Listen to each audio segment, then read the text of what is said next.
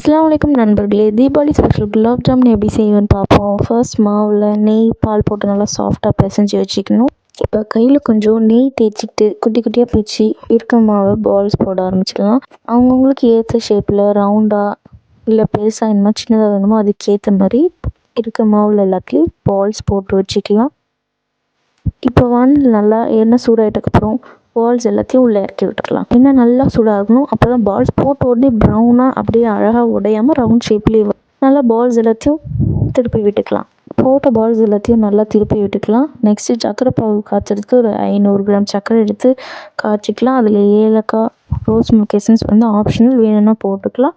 அதை ஒரு ஸ்டெயினரில் நல்லா ஸ்டெயின் பண்ணிவிட்டு வடிகட்டின சிரப்பில் இப்போ சூடாக சுட்டு அந்த குண்டு குண்டு குலாப் ஜாமுன் உள்ளே இறக்கி விட்றோம். சூடாக சுட்ட உடனே போட்டதுனால குலாப் ஜாமுன் வந்து நல்லா நல்லா ஊற வச்சு குலாப் ஜாம் பாசா நம்ம குண்டு குண்டு குலாப் ஜாம் சாப்பிட ரெடி.